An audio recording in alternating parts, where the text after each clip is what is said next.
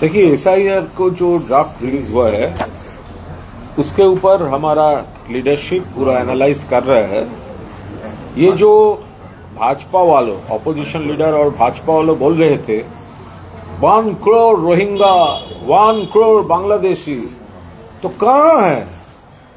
तो इतने दिन तक वो लोग एकदम झूठ बोल रहे थे, पब्लिक को कंफ्यूज कर रहे थे। तो क्यों कर रहे थे कि 1 करोड़ बांग्लादेशी, 1 करोड़ वो रोहिंग्या, तो कहाँ है? तो जो लोगों का मौत हुआ है, जो टेक्निकली इधर से उधर जा गया है, किसी लोगों का यहाँ पर नाम थे, वहाँ पर नाम थे, जो एक्सपेक्टेड था वही हुआ। और कुछ हमारा डानकुनी का एक काउंसिलर, म्यूनिसिपल, वहाँ पर म्यूनिसिपैलिटी का एक पब्लिक रिप्रेजेंटेटिव, उसको तो मौत, उसको तो डेड दिखा दिया, वो तो जिंदा है। ऐसा बहुत ऐसे भी आ रहा है जो लोग जिंदा है लेकिन उसको डेथ लिस्ट में भेज दिया। तो वो पूरा एनालिसिस हो रहा है।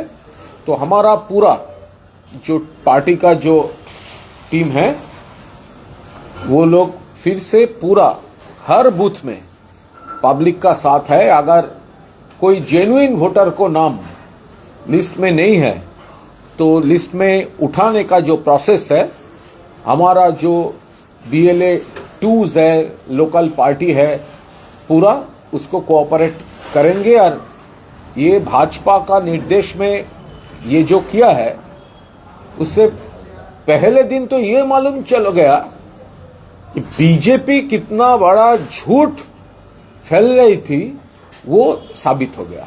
दादा बीजेपी की तरफ से बोला गया ये तो शुरुआत है और भी नाम आने वाला है। देखिए, इससे और ज्यादा करके साबित हो रहा है दो चीज। एक, भाजपा वो नेशनल इलेक्शन कमीशन उसका ऊपर दबाव डाल रहा है, कंट्रोल कर रहा है, उनका पार्टी विंग जैसा यूज कर रहा है। और दूसरे, भाजपा बंगाल का जनता का साथ नहीं है, बंगाल का साथ नहीं है। कभी उसको बोलना पड़ता है ईडी है, CBI है, कभी बोलना पड़ता है वो कमीशन है, वो कमीशन है। तो अभी ये इलेक्शन कमीशन को दिखा रहा है। तो हम लोग का पास वो सेंट्रल गवर्नमेंट का कोई पावर का जरूरत हमारा नहीं है। हमारा पास ममता बनर्जी के लिए बंगाल का जनता का सपोर्ट जो है, आशीर्वाद जो है, दुआ जो है, ब्लेसिंग्स जो है, वो हमारा पास है। दादा, खेल मंत्री अरूप विश्वास ने अपना डेजिग्नेशन CM को दिया है खेल मंत्री के तौर पर।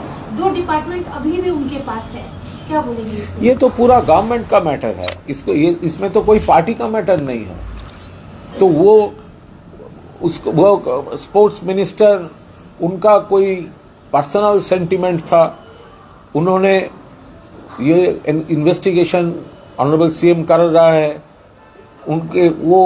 उनका जो मन में आया वो ऑनरेबल CM को लिख कर दिया। और honourable CM, she is the head of the cabinet. ये पूरा सरकारी मामला है और CM जो डिसीजन लिया वो आप सब लोग जानते हैं। सरकार वो एक डिसीजन लिया, उसका साथ तो पार्टी का कोई संपर्क नहीं है। दादा, लास्ट क्वेश्चन, मेसी इंसिडेंट जिस दिन हुआ था उसको लेकर राज्य सरकार की तरफ से शोकॉज किया गया DGP के साथ में। ये भी देखिए, ये भी सरकार का मैटर है। तो सरकार कई स्टेप्स ले रहे हैं और प्रेस रिलीज से आप सबको वो मालूम हो गया है। हमारा ये कहना है जो स्टेप गवर्नमेंट लिया है वो तो गवर्नमेंट का मैटर है, लेकिन उसके साथ हमारा ये कहना है ये तो ममता बनर्जी, सिर्फ ममता बनर्जी वही पॉसिबल कर सकता है। क्योंकि इसके पहले CPM रिजिम में 1980 16 अगस्त ईडन में एक मैच, वहां पर 16 लोगों का मौत हो गया था। ज्योति बासु जी चीफ मिनिस्टर थे, पुलिस मिनिस्टर थे। तो क्या हुआ, एक इन्वेस्टिगेशन इंक्वायरी कमेटी भी नहीं हुआ था। उसके बाद 1996 में ईडन में इंडिया वर्सेस श्रीलंका क्या हुआ था, मैच बंद हो गए थे। Shame for not only Kolkata, पूरा देश में वो इशू बन गया था। तो police minister Buddhadeb Bhattacharya, sports minister Subhash Chakraborty, chief minister Jyoti Basu, कोई कुछ नहीं किया। यहाँ पर ममता बनर्जी राजधर्म को पालन कर रहा है। उनको जो इन्वेस्टिगेशन चाहिए, ममता बनर्जी इन्वेस्टिगेशन करा रहा है, निष्पक्ष इन्वेस्टिगेशन करा रहा है। Thank you. साइड से ले। এবার আমরা করছি আমারটা তুলে নাও, কাটটা লাগিয়ে দাও।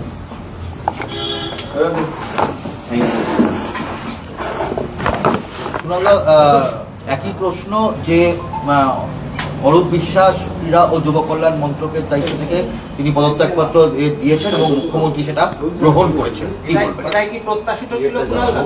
দেখুন, এটা সম্পূর্ণভাবে সরকারের বিষয়। একটি ঘটনার উপর দাঁড়িয়ে মাননীয় মুখ্যমন্ত্রীর নেতৃত্বে সরকার তদন্তের নির্দেশ দিয়েছেন। এবার মাননীয় ক্রীড়ামন্ত্রী তিনি তার নিজের তরফ থেকে তিনি বলছেন, যেহেতু নিরপেক্ষ তদন্ত হচ্ছে, আমি ক্রীড়ামন্ত্রী এই ক্রীড়া বিষয়টি থেকে অব্যাহতি চাইছি। উনি লিখেছেন মাননীয় মুখ্যমন্ত্রীকে, এটা গোটাটাই সরকারের ব্যাপার, এটা পার্টির বিষয় নয়। আবার মাননীয় মুখ্যমন্ত্রী একটা সিদ্ধান্ত নিয়েছেন যে যে সময়টুকু তদন্ত চলছে সেই সময়টুকুর জন্য ক্রীড়া দপ্তর তিনি দেখভাল করবেন। এটা সম্পূর্ণ সরকার, মন্ত্রিসভা, মুখ্যমন্ত্রীর বিষয়। এটার সঙ্গে দলের কোনো বিষয় নয় এটা। ফলে যেটা অরূপ বিশ্বাস লিখেছেন মাননীয় মন্ত্রী, আবার তাকে তার সেন্টিমেন্টটা ইতিবাচকভাবে গ্রহণ করে মাননীয় মুখ্যমন্ত্রী যে সিদ্ধান্ত নিয়েছেন, এটা সম্পূর্ণ মুখ্যমন্ত্রীর বিষয়, সরকারের বিষয়।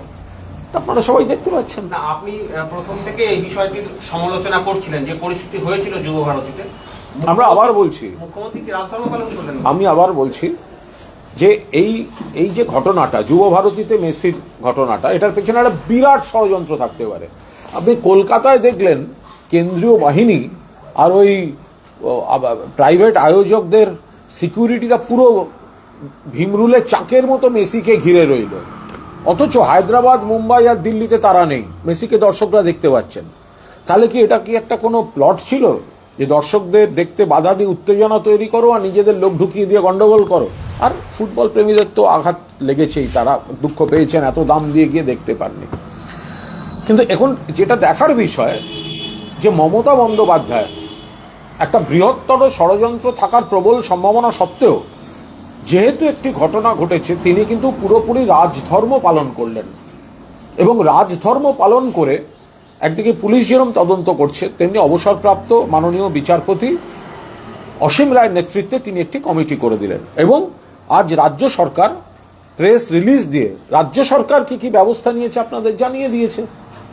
আমাদের বক্তব্য হচ্ছে, এটা অতীতে সিপিএম সরকারের সময় ছিল না, অন্য রাজ্যে বিজেপি সরকারে নেই। 1980 সালের 16ই অগস্ট ইডেনে ইস্টবেঙ্গল মোহনবাগান ম্যাচে এত বিশৃঙ্খলা হয়েছিল, 16 জনের মৃত্যু হয়েছিল। আজও প্রত্যেক বছর 16ই অগস্ট ফুটবল প্রেমী দিবস, রক্তদান শিবির হয়। কিন্তু সেদিন তো কই মুখ্যমন্ত্রী জ্যোতি বসু, পুলিশ মন্ত্রী জ্যোতি বসুর ইস্তফা চাই, তদন্ত কমিটি হোক, তলব করা হোক, এইসব আওয়াজ তো কর্ণপাত করেনি তো সিপিএম। তারা আজকে কি করে বড় বড় কথা বলছে? 1996 সাল আবার Eden, India Sri Lanka world cup cricket semifinal, এত গন্ডগোল হলো, ম্যাচ বন্ধ হয়ে গেল, আন্তর্জাতিকভাবে মুখ পুড়ল। জ্যোতিবাবু মুখ্যমন্ত্রী, সুভাষ চক্রবর্তী ক্রীড়ামন্ত্রী, বুদ্ধদেব ভট্টাচার্য পুলিশ মন্ত্রী, কই তখন তো এসব ইস্তফার কথা ওঠেনি। যুব ভারতী ক্রীড়াঙ্গন, তার জমি হায়াত রেজেন্সিকে দেয়া হলো, জমি কেলেঙ্কারির অভিযোগ উঠে আন্দোলন হলো, পুলিশ নামিয়ে সব থামানো হয়েছিল। কই তখন তো সিপিএমের সাড়া পাওয়া যায়নি।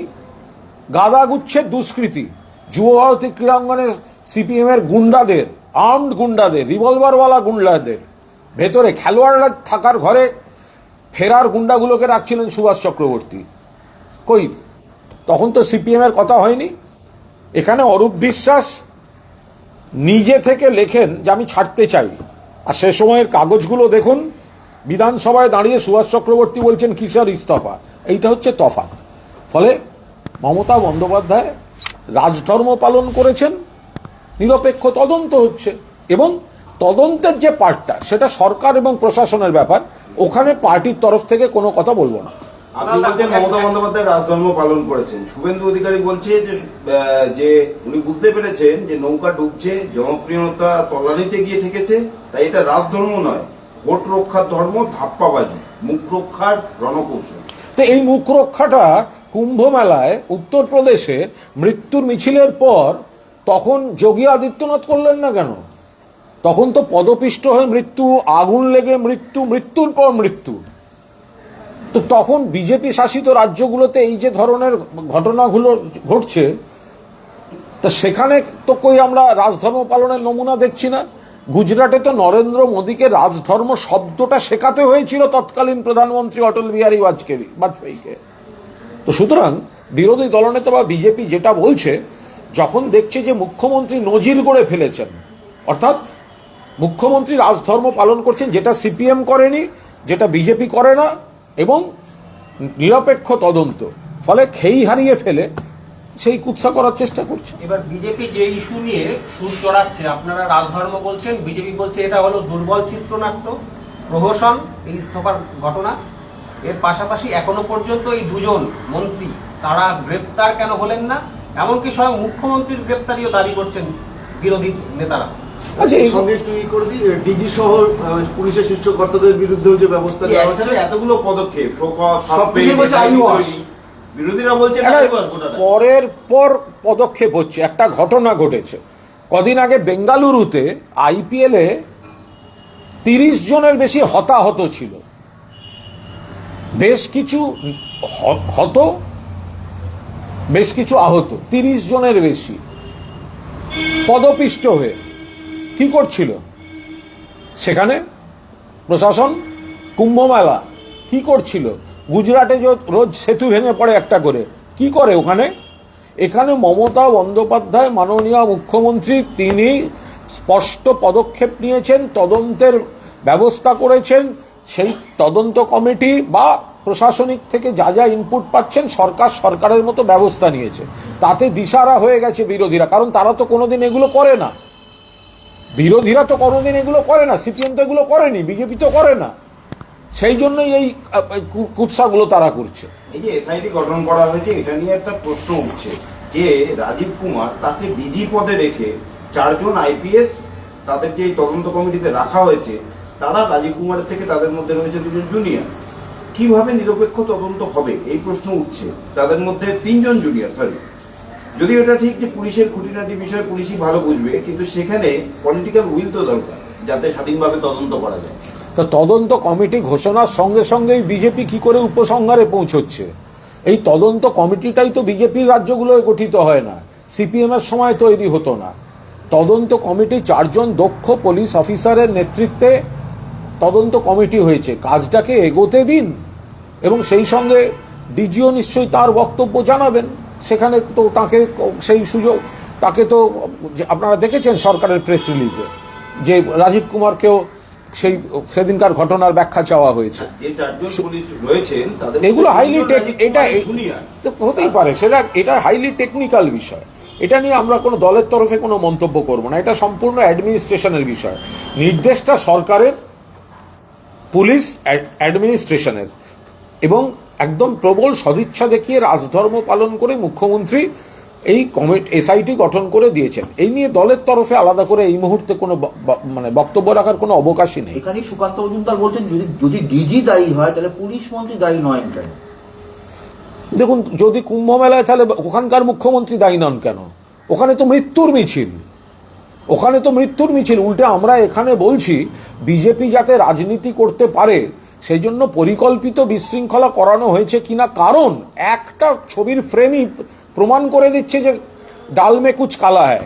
কলকাতায় মেসিকে ঘিরে পুরো কেন্দ্রীয় বাহিনী এবং প্রাইভেট অর্গানাইজারদের ভাড়া করা সিকিউরিটি বাহিনী, যাতে মানুষ দেখতে পাচ্ছিলেন না মেসিকে। আর হায়দ্রাবাদ, মুম্বাই আর দিল্লিতে মেসির পাশে কোনো সিকিউরিটিই নেই, মানুষ পরিষ্কার দেখতে পেলেন। তাহলে কি এটার পেছনে কোনো উদ্দেশ্য প্রণোদিত প্লট ছিল? সেই জন্যই সুকান্ত বাবুরা তার সুযোগ নিয়ে এই ধরনের কথা বলছেন। মেসি শেষ তো? না না, আছে এখনো আছে, মেসি হলে মেসি এখনো আছে। বলে প্রথম থেকে এই প্রশ্ন বারবার উঠছে যে মাঠে রাজনীতির এত লোক কিভাবে ঢুকলো, নেতা মন্ত্রী ক্লাব কর্তা এদের আত্মীয় পরিজন বন্ধু, কিন্তু প্রশ্ন হচ্ছে পুলিশ এদের আটকালো না কেন? এবং এই যে এত জলের বোতল ঢুকলো, আজকে মুখ্যমন্ত্রীও তিনিও তদন্ত কমিটি গঠন করে স্বীকার করে দিয়েছেন যে এটা জলের বোতল মাঠে ঢোকানো হয়েছিল বেআইনি ভাবে, তাহলে এইগুলো পুলিশ আটকালো না কেন? এই প্রশ্ন দেখুন, এটা নিয়ে আজকে এখানে এইভাবে প্রথম কথা, দলের তরফে এইভাবে একটা সরকার যখন এটাতে রাজধর্ম পালন করছে, যখন তদন্তের নির্দেশ দিয়ে দিয়েছে, এসআইটি গঠন হয়েছে, অসীম রায়ের কমিটি কাজ করছে, তখন তার উপরে আলাদা করে প্রতিক্রিয়া দেওয়ার তো কোনো অর্থ হয় না। কোনো একটা কারণে কিছু অনভিপ্রেত ঘটনা ঘটেছে, এবার কেন ঘটলো তার জন্যই তো তদন্ত হচ্ছে, যেটা সরকার সেই তদন্তের ব্যবস্থা করেছেন।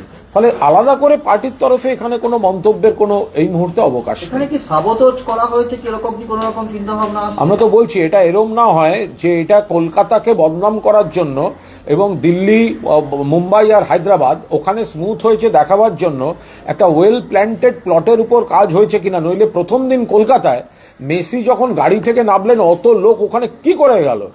সেখানে তো কই রাজ্যের মন্ত্রী ছিলেন না।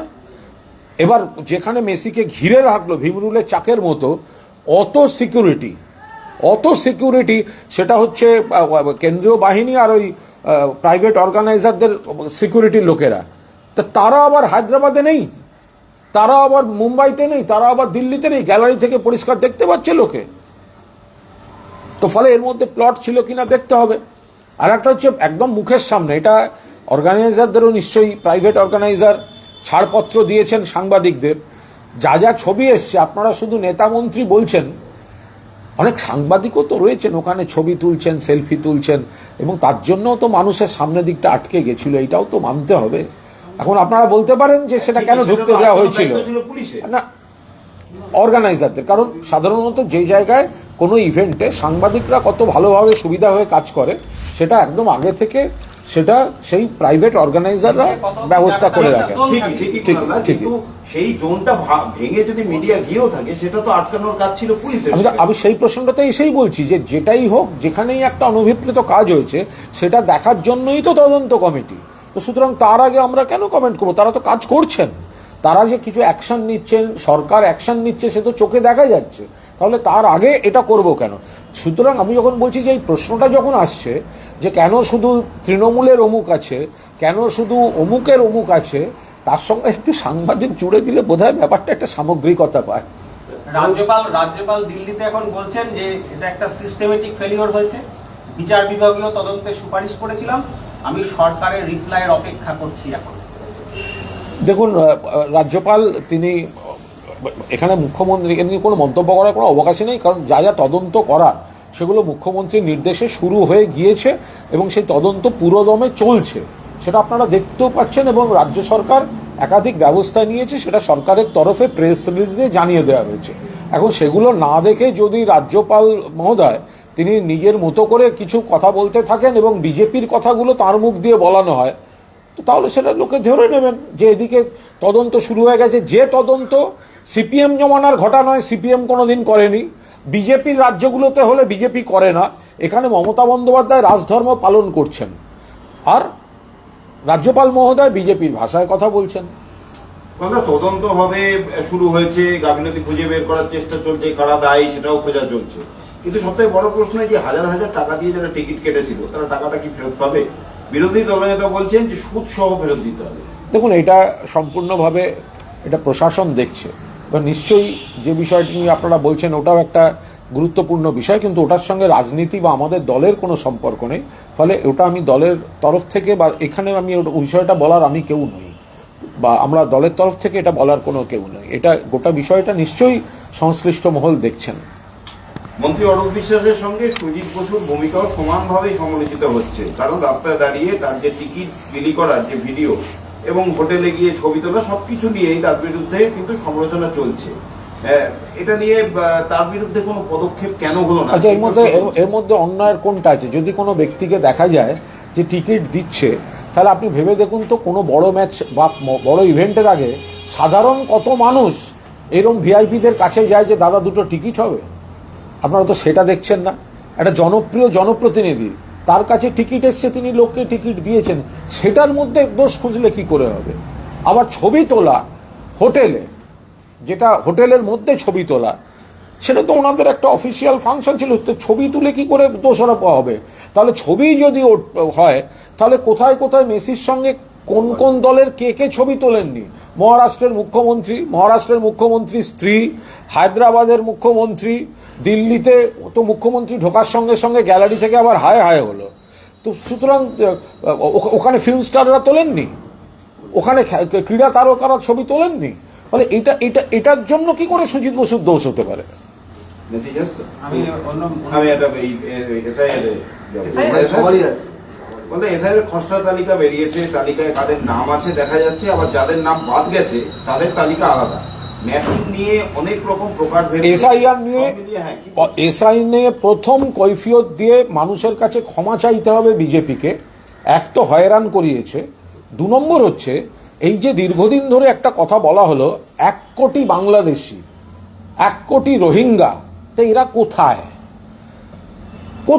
অবৈধ বাংলাদেশি 1 কোটি বাদ যাবে, 1 কোটি রোহিঙ্গা আমরা দেশ থেকে বার করব, সে কই? তার মানে এতদিন বিজেপি রাজনৈতিক উদ্দেশ্যে সম্পূর্ণ প্ররোচনামূলকভাবে মিথ্যাচার করেছে, তো ক্ষমা চাইবে না কেন বিজেপি নেতারা যারা সমানে বলে গেলেন, এবার হিসাব দেবেন না কেন যে 1 কোটি অবৈধ বাংলাদেশি আর 1 কোটি রোহিঙ্গা কোথায় গেল?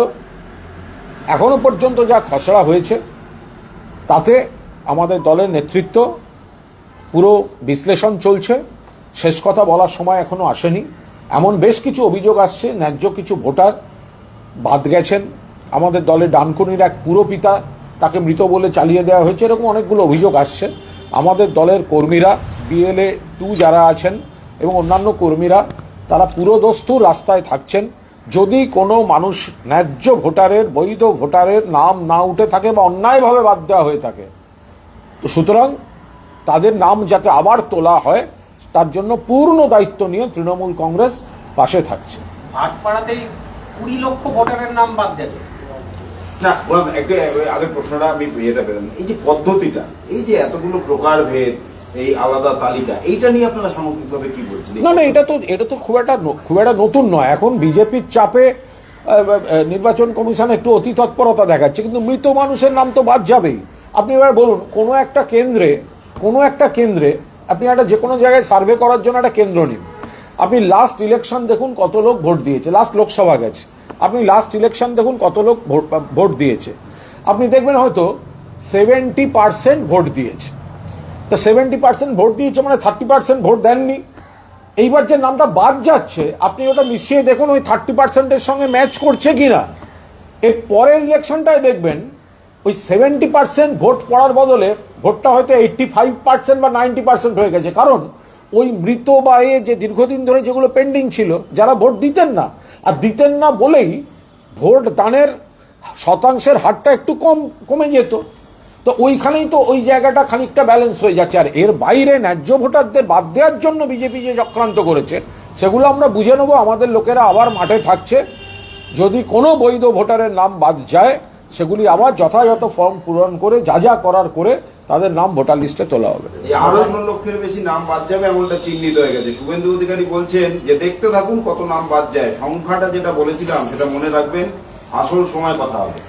আমি আবার বলছি যে এর থেকে প্রমাণ হয় শুভেন্দুবাবু যেটা বলছেন তার থেকে প্রমাণ হয় যে তাঁদের সঙ্গে জাতীয় নির্বাচন কমিশনের একটা আর্থিক সম্পর্ক আছে।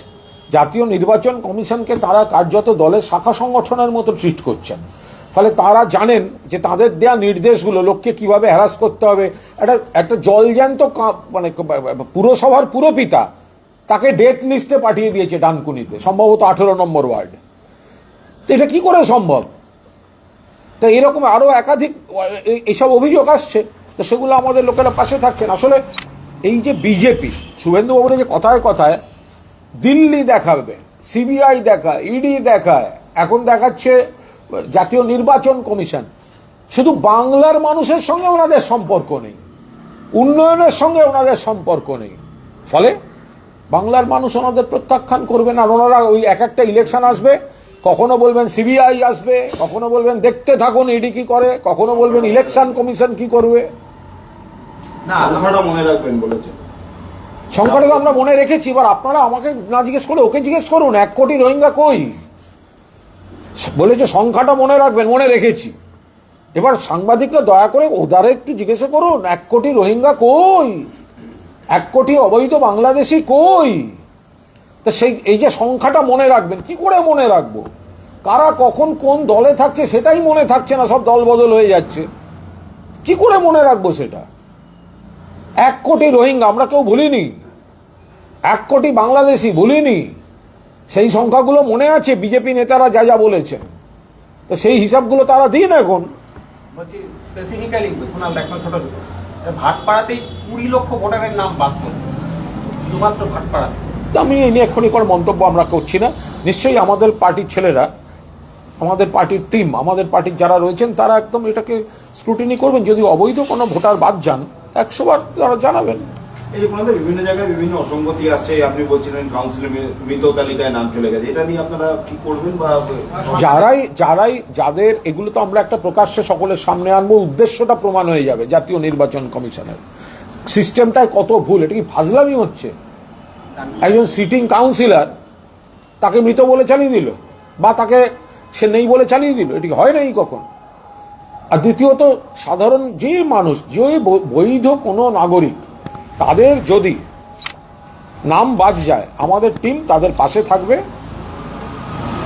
নাম তোলার জন্য যে পদ্ধতি আছে তাতে সহযোগিতা করবে। ফলে আমরা এখন পুরোদস্তুর আবার নতুন করে প্রত্যেকটা বুথে আমাদের কর্মীরা পুরোদস্তুর অ্যাক্টিভ থাকবেন, এবং যাদের নাম বাদ গেছে, যারা বৈধ, তাদের নাম আবার যাতে তোলা যায় তাদের সহযোগিতা করবে। নাম তো বাদ গেল, কিন্তু মোহাম্মদ সেলিম হিন্দু হয়ে গেলেন, তার পদবি হয়ে গেল অবস্থি। তো উনি বলতে পারবেন। উনি ওই এর আগে একবার কোথায় গিয়ে ওই যে বড় বাজারে কি একটা হনুমান মন্দিরে গিয়ে মাথায় টিকা নিয়ে ওই ওই ইয়ে খাচ্ছিলেন, তার থেকে বোধহয় বিজেপি দেখে গুলিয়ে ফেলে নাম বদলে দিয়েছে। এই প্রসঙ্গে মানে এসআই নিয়ে শুভেন্দু যেটা বলেছে যে এগুলো খুব সমস্যা। কোনো নেতা থাকেন, আমি কারোর নাম বলছি না, মূলত সিপিএম এর, তারা ঘুরে ঘুরে দাঁড়ান আর ঘুরে ঘুরে হারেন। এবং এই ঘুরে ঘুরে সিট যখন বাছেন তখন তারা আবার এই ধর্মটর্মর আনুপাতিক হার দেখে দেখে বাছেন। ফলে তাদেরই কখনো হিন্দু সাজতে হয়, তাদেরই কখনো অমুক ধর্মের কেন্দ্রে যেতে হয়। ফলে সেগুলো হতেই হবে।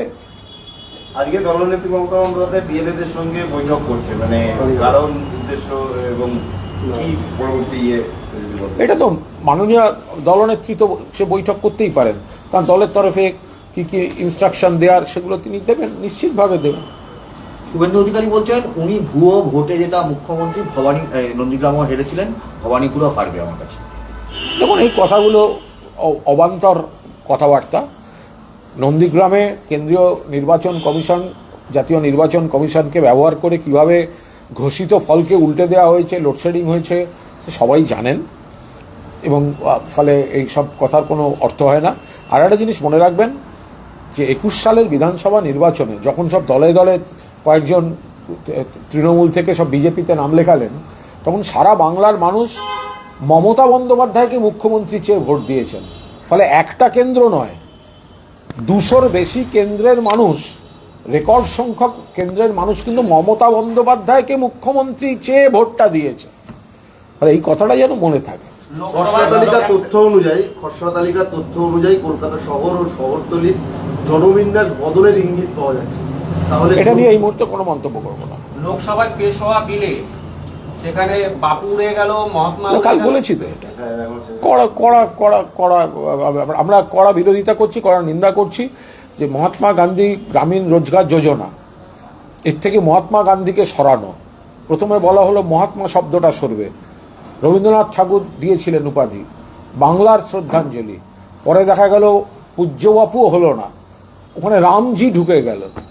তো ফলে আমরা এর তীব্র বিরোধিতা করেছি। তাহলে মুখ্যমন্ত্রী বিধানসভায় 127 জনের নাম বাদ গেছে। শুভেন্দু অধিকারী বলছেন যে এটা একটা বড় সংখ্যা, প্রায় 10% এবং ভুয়ো ভোটার যেটা নিয়ে জিতেছেন সেটা প্রমাণিত। আমরা আবার বলছি থেকে 44,000 নাম বাদ গেছে। ওনার বক্তব্য, আমার বোধহয় 11 জনের নাম বাদ গেছে, এটা স্বাভাবিক না। এই যে ওখানে দেখতে হবে, আমি আবার বলছি, আপনারা কোনো কেন্দ্র নিয়ে কোনো কথা বলার আগে প্রথমে দেখতে হবে সেখানে ভোটের শেষ ভোটের হার কত ছিল, কত শতাংশ ভোট পড়েছিল। যদি আপনি দেখেন 60% ভোট পড়েছিল বা 70% ভোট পড়েছিল, তাহলে যে বাকি 30 বা 35%, 40% ভোট, সেটা যদি এখন বাদের তালিকায় থাকে তাহলে তো আপনার তো হিসাব কার্যত ম্যাচ করে যাচ্ছে যে সে মৃতরা এসে ভোট দেয়নি, যারা অন্য জায়গায় চলে গেছিলেন তারা এসে ভোট দেননি। ফলে সেই জায়গাগুলো তো ফাঁকা ছিল বলেই ভোটদানের হার কমেছিল। তাতে কি এসে গেল? আপনি ভবানীপুরে আবার হই হই করে মমতা বন্দ্যোপাধ্যায় বিপুল ভোটে জিতবেন। আপনি দুদিন আগে বাম আমলে মারাদোনা আসা নিয়ে কটাক্ষ করে একটা পোস্ট করেছিলেন যে মারাদোনাকে এমনটাও বলতে শোনা গেছে যে টুপি পরা লোকটা থাকলে আমি, সাদা টুপিওয়ালা লোকটা থাকলে আমি থাকবো না সেখানে। তো আপনি কি এখনো সেই স্ট্যান্ডেই আছেন? তার আমার স্ট্যান্ডের কিছু নেই। আপনি মোহনবাগান সভাপতি দেবাশিস দত্তকে জিজ্ঞেস করুন না, যারা তখন সুভাষ চক্রবর্তীকে হাতে পায়ে ধরে সামনে থেকে সরিয়ে ওই ব্লক না পাশের কোন ব্লকটায় তখন সরিয়ে দিয়েছিল, এবং মারাদোনা যে জন্য মঞ্চে ওঠেননি, উনি শটান মাঠে গিয়ে 2-4টে বল মেরে আবার গাড়িতে চলে গেছিলেন, বলেছে হোয়াইট ক্যাপের পাশে যাব না। তো আমার জিজ্ঞেস করার কি আছে? তারপরে তার সেই সময়কার একাধিক কাগজও পরবর্তীকালে বেরিয়েছে। আর ওখানে যারা সাক্ষী, মোহনবাগান কর্তারা, যারা বিপদে পড়েছিলেন, যে গাড়ি ঢুকে গেছে গ্যালারির তলা পর্যন্ত, আর মারাদোনা বলছে আমি নামবো না, হোয়াইট ক্যাপ থাকলে নামবো না, ওদিকে কেলেঙ্কারির চূড়ান্ত। আর 1980 সালের 16ই আগস্ট কি হয়েছিল? সিপিএম এর উত্তর দেবে না? 16 জন মৃত্যু, ভারতবর্ষের ফুটবলের ইতিহাসে অন্ধকারতম দিন, 16 জনের মৃত্যু। কোন জ্যোতি বোস পদত্যাগ করেছিলেন? কোন মন্ত্রী পদত্যাগ করেছিলেন? কোন সিপির সকজ হয়েছে? কিচ্ছু করেনি সিপিএম। বিজেপির তরফ থেকে যে অভিযোগ সামনে তুলে ধরা হচ্ছে যে উত্তর 24 পরগনাতে যে সমস্ত জায়গাতে তারা জিতেছিল বা এগিয়েছিল সেখানে সব থেকে বেশি নাম বাদ গেছে, অর্থাৎ তারা সরকারি যারা আধিকারিকরা রয়েছেন তাদের উপরে দায় চাপাচ্ছেন। মানে বিজেপির কি তাহলে বুমেরাং হয়ে যাচ্ছে? বিজেপি তো ওখানে মতুয়াদের বিপদে ফেলেছে, মতুয়া সম্প্রদায়কে বিজেপি বিপদে ফেলেছে, হিন্দুদেরই বড়সড় বিপদে ফেলেছে বিজেপি। এখন সেই ড্যামেজ কন্ট্রোল করতে কখনো বলছে সিএ ক্যাম্পে আসুন, কখনো বলছে প্রধানমন্ত্রীকে একবার নিয়ে আসছে, এইসব করছে। কিন্তু মতুয়া সম্প্রদায় বা মানুষ বুঝে গেছেন যে তারা, তাদের প্রতি শ্রদ্ধা, সম্মান, ভালোবাসা ছিল মমতা বন্দ্যোপাধ্যায়। আর বিজেপির পাল্লায় পড়ে তাদের কিছু লোক বিজেপির কথায় বিভ্রান্ত হয়ে এমন জিনিস হয়েছে, তাদের শিকড় ধরে টান মেনে দিয়েছে। ফলে তারা তো বিপদে পড়েছেন। শুভেন্দু অধিকারী বলছেন, আমি একটু ব্যাপারে মেসি প্রসঙ্গে যাচ্ছি, যে দায় স্বীকার করতে গিয়ে হবে মুখ্যমন্ত্রীকে, পদত্যাগ কোনো বিষয় নয়, বরখাস্ত করতে হবে। কাকে? মুখ্যমন্ত্রী অরূপ বিশ্বাস। দেখুন, এটা সম্পূর্ণ এটা এই ধরনের, তাহলে তো আমি আবার বলছি, তাহলে উত্তরপ্রদেশে যখন কুম্ভ মেলায় হচ্ছে, তাহলে মুখ্যমন্ত্রী নিজে পদত্যাগ করুন। তাহলে ওখানে কুম্ভ মেলায় যখন মৃত্যুর মিছিল, তাহলে ওখানে মুখ্যমন্ত্রী পদত্যাগ করে দেখালেন না কেন? বিজেপি শাসিত রাজ্যগুলোতে যখন ম্যাসাকার হচ্ছে, গুজরাটে যখন পরপর ব্রিজ ভেঙে পড়ছে, তখন মুখ্যমন্ত্রী পদত্যাগ করে দেখাচ্ছেন না কেন? আর এখানে একটা স্টেডিয়ামে একটা কিছুক্ষণের একটা দুর্ভাগ্যজনক ঘটনা, আমরা আবার বলছি দুর্ভাগ্যজনক ঘটনা, তার জন্য ইস্তফা। তো সুতরাং এই কথাগুলো আগে বিজেপির রাজ্যগুলোয় কেউ একটা এরকম একটা করে দেখাতে বলুন, তাদের কোনো মুখ্যমন্ত্রীকে বা কোনো সংশ্লিষ্ট দপ্তরের মন্ত্রীকে। অরূপ বিশ্বাসের পদত্যাগ পত্রটি সুকান্ত মজুমদার তিনি টুইট করেছেন এবং সেখানে লিখেছেন, মুখে জয় বাংলা স্লোগান দিয়ে আর দিনভর বাঙালি অস্মিতা নিয়ে যারা ধোঁকাবাজির রাজনীতি করেন পশ্চিমবঙ্গের ব্যর্থ মুখ্যমন্ত্রী মমতা বন্দ্যোপাধ্যায়, কিন্তু তার মন্ত্রিসভার এবং দল তৃণমূল কংগ্রেসের এমন অশিক্ষিত দিয়ে পরিপূর্ণ, তার কোনো খোঁজই তিনি রাখেন না। নিচে লাল মার্ক দিয়ে, ওই পদত্যাগপত্রে লাল মার্ক দিয়ে তিনি বলছেন যে এখানে ক্রীড়ামন্ত্রীতে ক্রীড়া শব্দটির বানানি বারবার ভুল করেছেন ক্রীড়ামন্ত্রী নিজে। আমি এই বিষয়ে একটি শব্দ উচ্চারণ করব না। যাবো অন্য প্রশ্নে। মনরেগা নিয়ে সুকান্ত মজুমদার আজকে বলেছেন 100 দিনের কাজ 125 দিন হচ্ছে, এতে সাধারণ মানুষের লাভ হবে, ক্ষতি কোথায় হবে? চুরির বিষয় আটকানো হচ্ছে, একই লোক যেন বারবার। আপনি সব কথা বললেন, একটা কথা বললেন না তো, যে এতদিন পুরো টাকাটা দিত কেন্দ্রীয় সরকার, এখন টাকাটার অর্ধেকটা রাজ্য সরকারকে দিতে হবে। সুকান্ত মজুমদার তিনি আগে এটা সকলের সামনে বলুন যে যেটা ছিল মহাত্মা গান্ধী গ্রামীণ রোজগার যোজনা, তার 100% টাকা দিত কেন্দ্রীয় সরকার।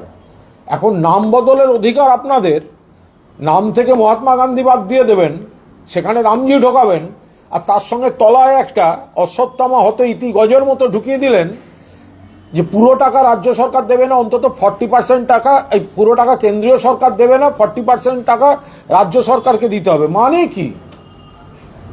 আপনি তো বাংলার পুরো টাকাটাও দেননি, বাংলার বকেয়াগুলোও দেন না। ফলে কেন্দ্রীয় সরকার এটা রাজ্যগুলোর সঙ্গে ধোঁকাবাজি করছে, পশ্চিমবঙ্গের সঙ্গে তো বেশি করছে। মানে যে পরিমাণ কাজ হয়েছে সেই পরিমাণ যেন টাকা ওঠে বলছে। আরে যে পরিমাণ কাজ হয়েছে, সুকান্তবাবু যে কোনো একটা গ্রামে ঢুকে একটু যে কোনো গ্রামবাসীর সঙ্গে কথা বলুন না, যারা কাজ করেছে, আপনারা টাকা আটকেছেন। একবার ঢুকুন না গ্রামে। এবার বিধানসভা নির্বাচনের সময় তো যাবেন, মানুষ যখন জিজ্ঞাসা করবে 100 দিনের টাকা কই, উত্তর দিতে পারবেন তো, নাকি তখন বেরিয়ে সবাই নাটক করবেন?